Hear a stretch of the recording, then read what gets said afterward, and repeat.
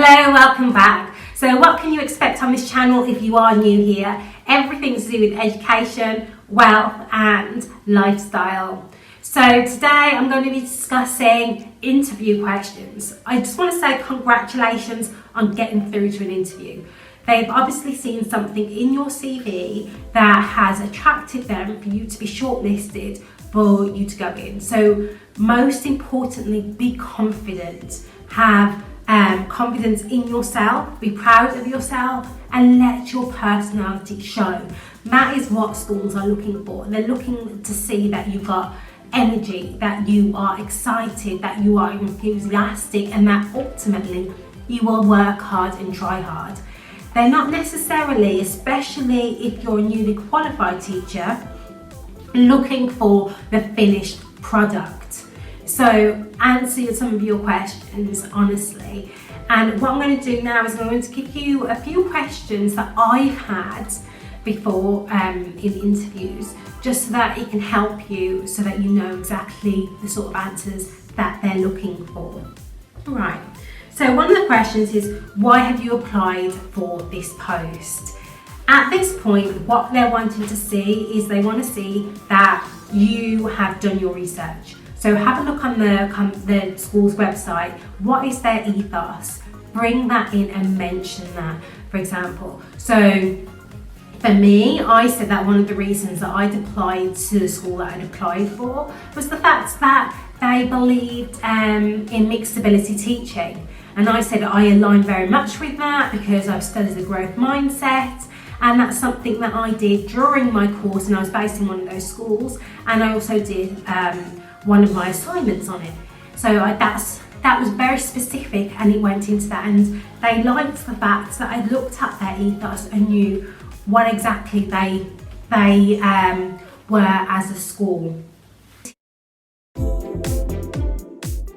Now this is quite a complex question, and it's quite a loaded question as well. But I'm going to tell you what they're looking for. So can you reflect on what makes outstanding teaching? So if we go for the teaching bit first. What they are looking for is basically for you to discuss classroom management. So yes, tell them that your classes are fun, exhilarating, exciting, if that's how your classes are, but that isn't necessarily the answer that they're looking for. They want to know what that you can reflect on what makes outstanding teaching. So with classroom management, it's things such as procedures. So have you got the children lined up outside the classroom before they come in? Is there a starter task on the board? Do they know exactly what to expect?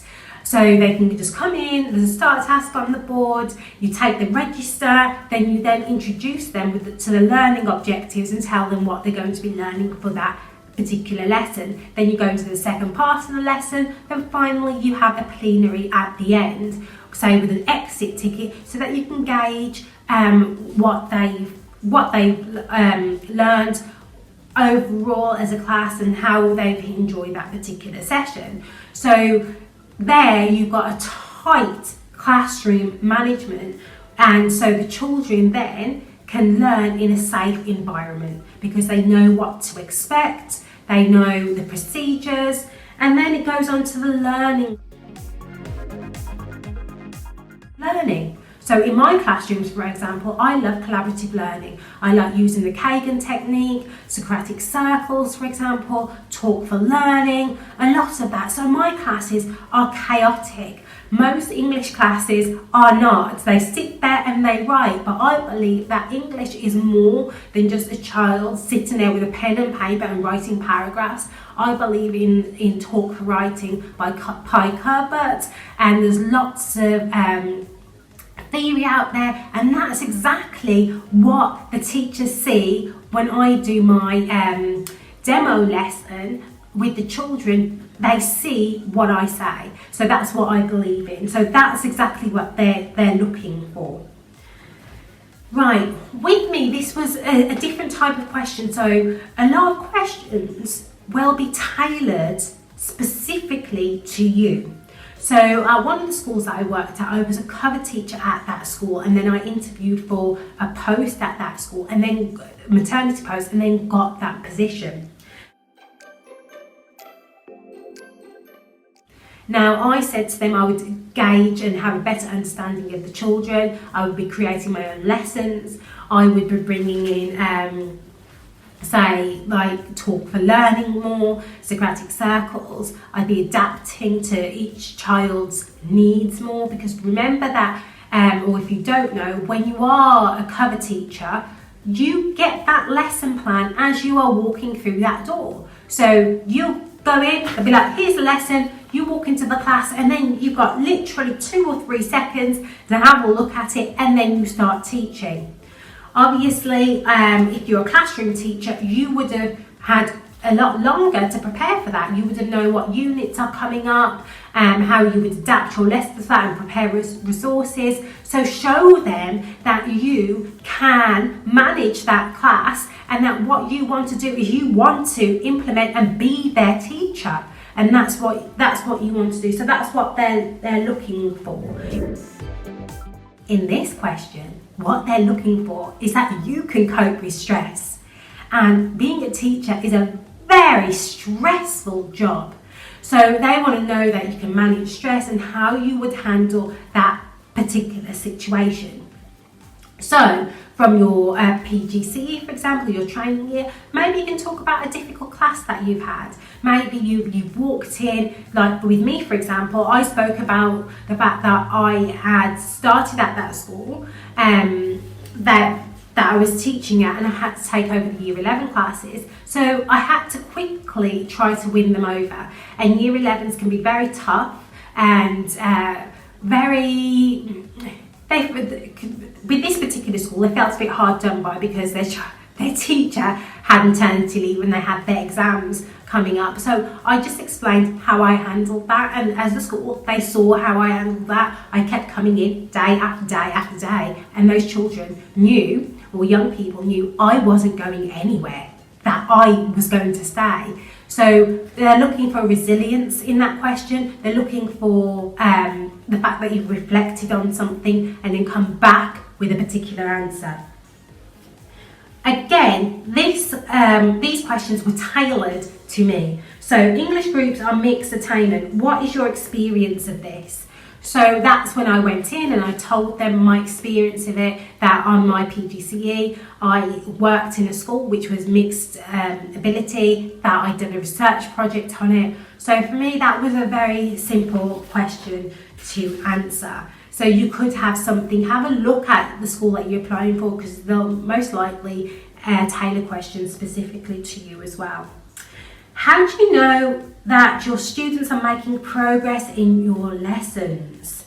What do you do if they are not? So this is one of the things that they look for in your demo lesson, and we know that this is on the teacher standards. Progress is an extremely important one. What they're looking for is that they want to know that you're assessing your lessons continually. That you haven't got a lesson plan necessarily that you're just sticking to regardless of what's happening. So if children are not understanding, they want to know that you notice that you've picked up those conceptions, that they're not understanding a particular thing, and that you're tailoring it during that time and adapting your lesson to the learner's needs. Again, that is on the standards, adapt to the learner's needs. Apologies. So there's things like Bloom's questioning, for example. So show them that you know what you're doing with that. Then you've got assessment for learning. There's lots of different ideas for assessment for learning, such as peer assessment, creating the success criteria, using mini whiteboards, for example. There's loads and loads of different things that you can mention for that you're continually assessing them to see where the progress is. For a long-term progress, for example, you could do, say with me, spelling tests every lesson, and I record the data on an Excel spreadsheet because I am the classroom teacher. That is a class that I am managing in that particular class. What are your core principles? Now, only you will know that. So you tell them why you went into teaching. Why is it that you're passionate about education? why and what are your core principles? So that should be very easy to answer because we all came into teaching for a particular reason. You can use information that you've learnt on your studies, like quotations, for example, that you've taken away. So one that I believe is that really I can't teach anybody anything, but I can make the children think. Meaning that I want children to go away and think for themselves. I don't want them to just know that the answer to 4 plus 4 equals. I want them to be able to work out how to get there themselves and how to get there several different ways themselves, because I've got them thinking about how to think. Something like English is very hard to give an answer. It's not like maths where the answer is X, Y, Z. With English, it's very much thought process and you have to come up with these ideas yourselves. So for me, that answer fitted very well with the subjects that I'm teaching. So safeguarding is a question that will definitely come up. Make sure you know who the designated safeguarding lead is. If you don't know, it's going to be on the website, or you can contact the school. So know exactly who the safeguarding leads are. Say you want to create a safe classroom environment, basically. You want to ensure that there's no physical objects in the way. You've created seating plans so that you make sure that children are sitting by people who they not necessarily like as in friends, but for example, if you know that there's been an altercation between two pupils, and especially during secondary school, this becomes even more like fraught, for example, and especially when you're in the year 11, you're not going to put two kids that have been having a fight the day before and make them sit next to each other. So it's all about safeguarding and their well-being. So make sure that you've got principles in place, classroom management in place, that there's no bullying happening in your class. Those are the type of things that they're looking for, and that you will report anything straight away with using the school's process of reporting something to the designated safeguarding lead. Discuss a lesson you have taught that went wrong. And at that point, what they're looking for is that they want to know that you can reflect and that you can improve that particular lesson, that you've thought about what went wrong, and that next time it's not going to go wrong because you're not going to do that same thing. So one of the examples that I had when my mentor had asked me, she said, reflect on how this lesson went after she'd observed my lesson. And I said, you know what? It's been the worst lesson I've ever taught. And she said, why? And I said, and I told her exactly why. So the children had come into class and they did their normal procedure of coming in, sitting down, and I was super excited about telling the children that some of them in the classroom had their written work published on a national site.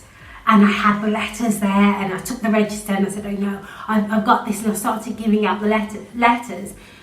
And the children got so excited that it was really difficult to then bring them back to the lesson, because they were like, oh, who was published? Oh, I wasn't published. Oh, they were published.